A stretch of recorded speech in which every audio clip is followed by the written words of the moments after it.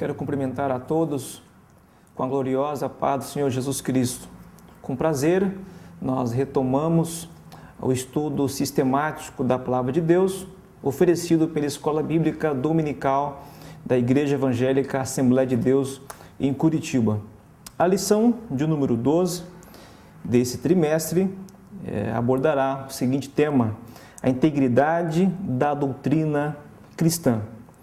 Evidentemente, um tema muito sugestivo, necessário e pertinente para os dias atuais. Esta lição, ela se fundamenta no texto de 2 Timóteo, capítulo 3, versículo 16 e o 17.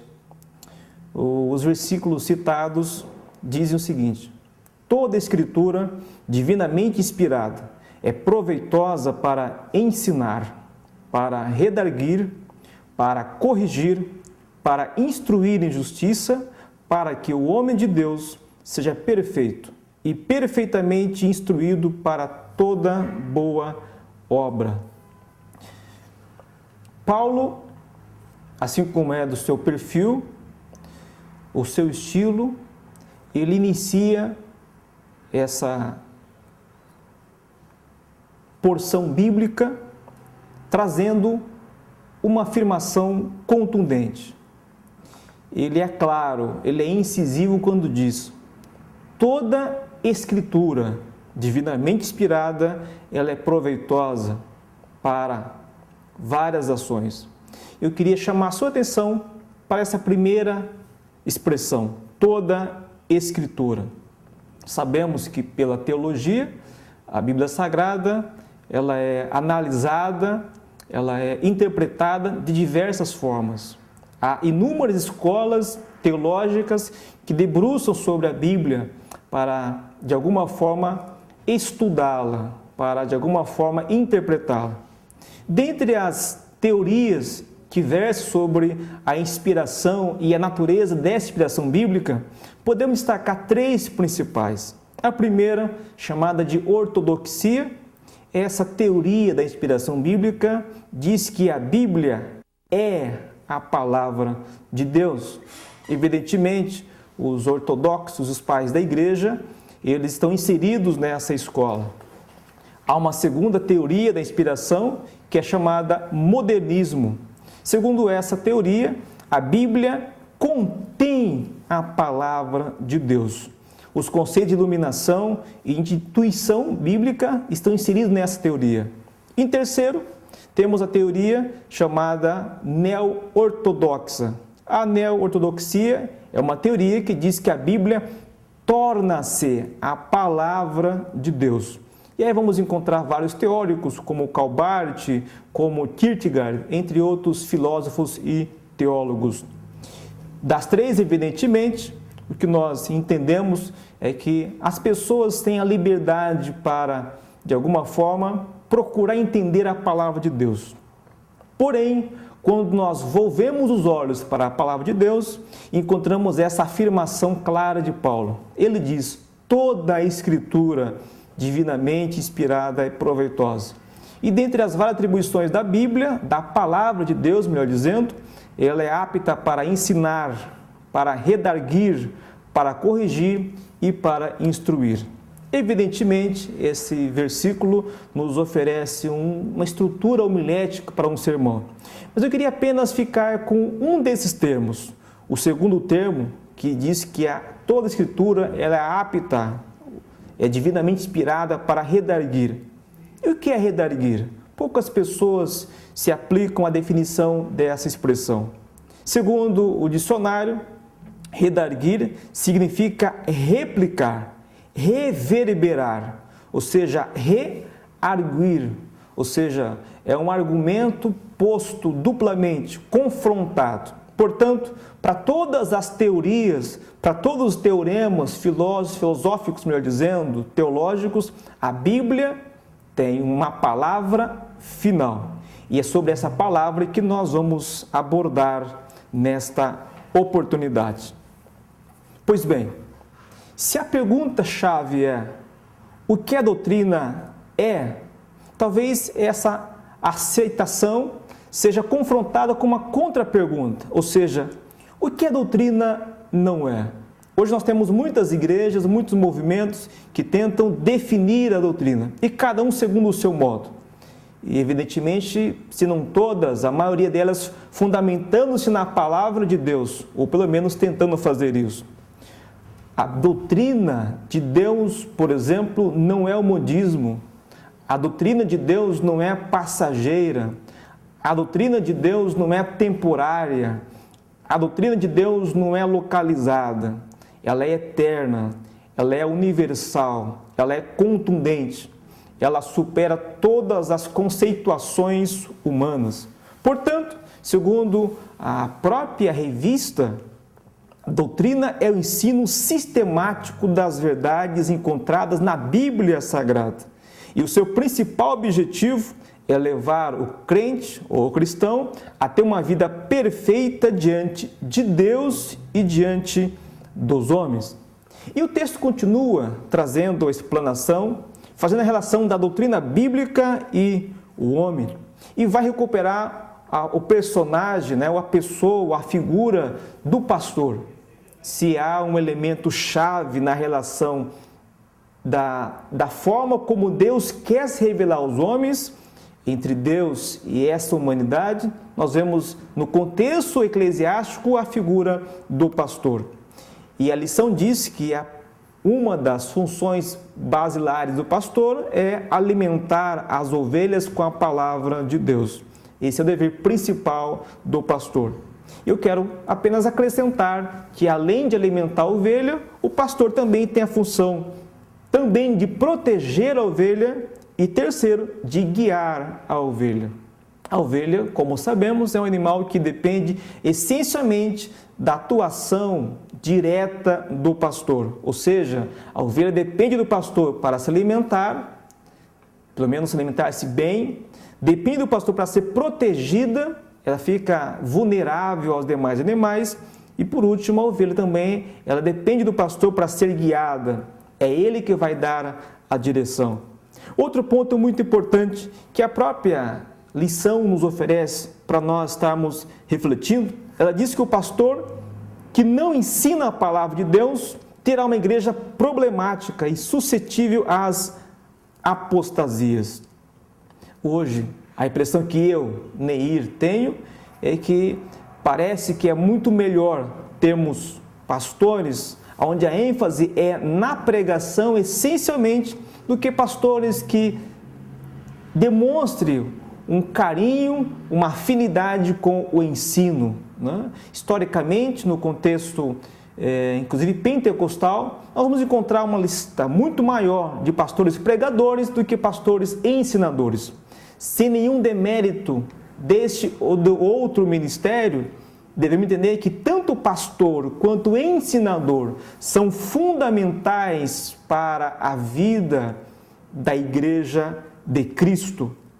Lamentavelmente, e você que está nos acompanhando deve conhecer alguma igreja próxima da sua casa, uma igreja evangélica, uma igreja cristã, e talvez até uma Assembleia de Deus, onde cultos de ensino já não são mais prioritários como era antigamente. Que o Senhor nos ajude a que mantenhamos esse padrão de ter o cuidado de dar à doutrina o tempo e o espaço que lhes são peculiares. A Assembleia de Deus, ela é marcada, e uma dessas marcas que ela traz, historicamente falando, é dessa vocação para o ensino à palavra de Deus. E nós precisamos manter essa vocação a todo custo, para o bem das pessoas, para o bem das vidas que frequentam as nossas igrejas. Quero ainda ressaltar um versículo que está colocado na nossa revista, que é 1 Tessalonicenses, capítulo 5, versículo 23, que diz que o mesmo Deus de paz vos santifique em tudo. E eu acho interessante essa direção que a Bíblia nos traz. E o vosso espírito, alma e corpo sejam conservados íntegros e irrepreensíveis na vinda de nosso Senhor Jesus Cristo. Olha o caminho. O caminho é a partir do Espírito. espírito, alma e corpo. Evidentemente, um caminho na contramão, se posso colocar assim, do que muitas pessoas e muitos modismos hoje colocam, que vai no caminho do corpo, alma e espírito, onde a prioridade é o visível, é o aparente.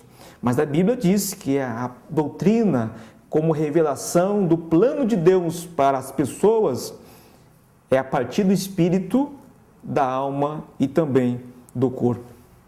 Um outro ponto importante que devemos realçar é a relação da doutrina com a cultura, né? Eu vou ler textualmente o que o pastor Wagner colocou nessa lição.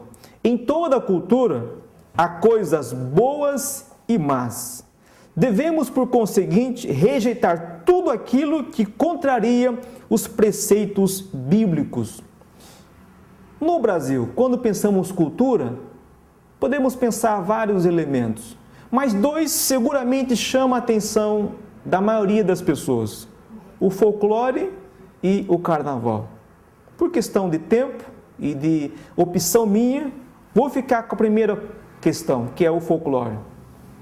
Faz aproximadamente 2 semanas, o meu filho, atendendo um trabalho escolar, teve que pesquisar sobre o folclore. E aí, eu fui ajudá-lo na pesquisa e a minha surpresa foi que eu fui lembrar de alguma dessas histórias que são contadas nesse ideário popular.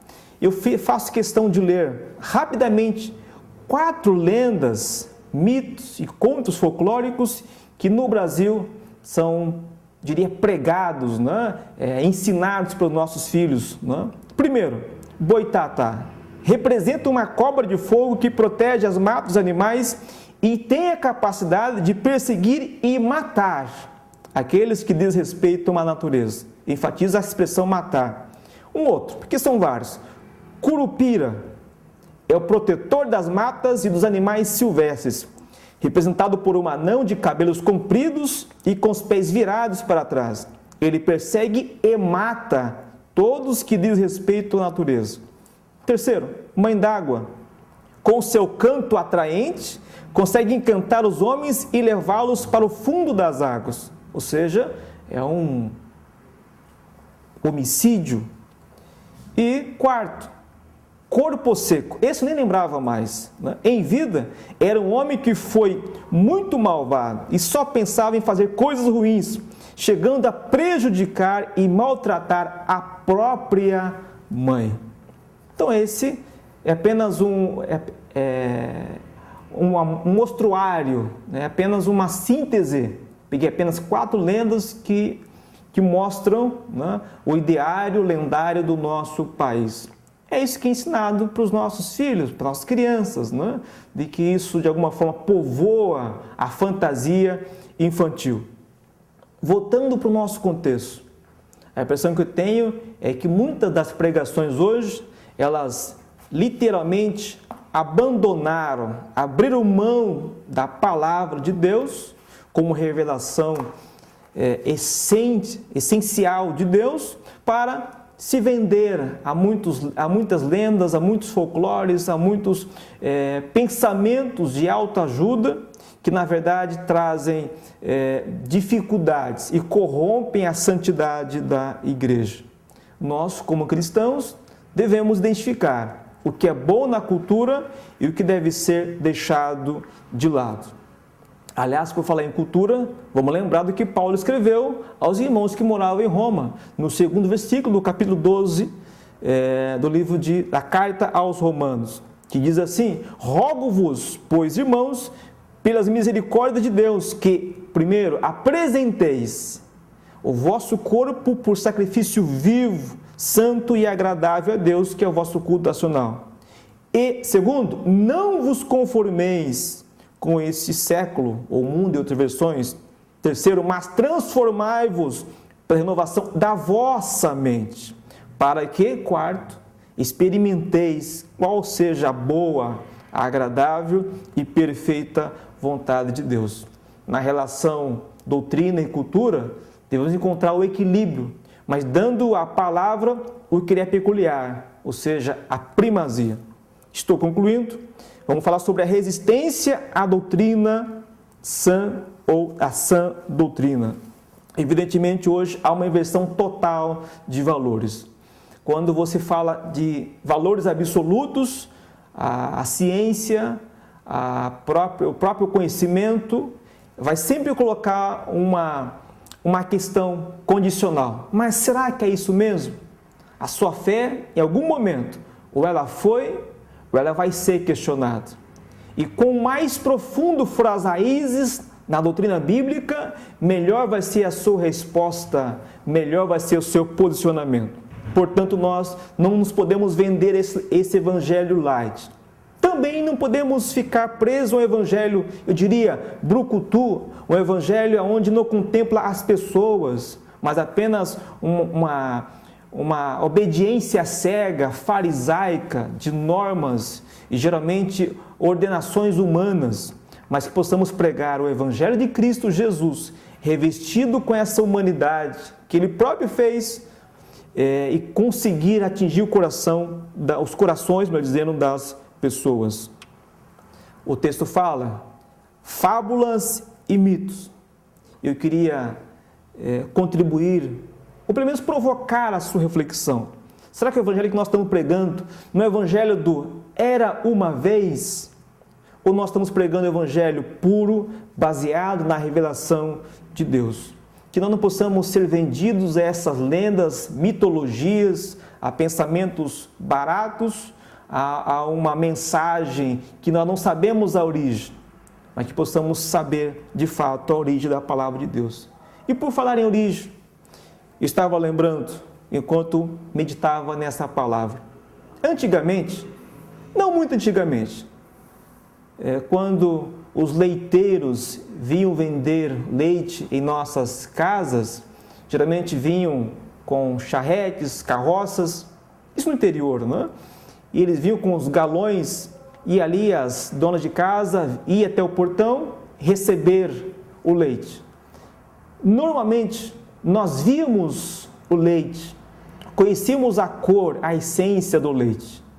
O tempo passou. E a modernidade hoje nos premia de que nós, quando vamos comprar leite, sequer nós conseguimos ver o leite. Nós identificamos que pela marca, aquele leite é confiável. Mas nós hoje ingerimos leite que sequer nós temos condições de visualizar. Portanto, a minha pergunta para a sua reflexão final é: o evangelho que você prega é o evangelho transparente, onde as pessoas podem claramente conhecer a sua essência e podem ingeri-lo com satisfação, ou você está apenas reproduzindo em massa um evangelho descaracterizado, onde ele é propagado aos quatro ventos, de maneira irresponsável? Que o Senhor Jesus nos oriente a que tenhamos uma vida plena, como está lá em João 10:10. E essa vida plena envolve os aspectos físico, espiritual, emocional e mental. E por que não inserir também o aspecto social? Que o Senhor Jesus, Ele se digne de nós, pregadores e ensinadores da palavra, a que tenhamos uma vida plenamente fundamentada na integridade da doutrina cristã. Que o Senhor Jesus abençoe você, a sua família, e que essa palavra, ela ocupe o melhor lugar do seu coração. Deus abençoe.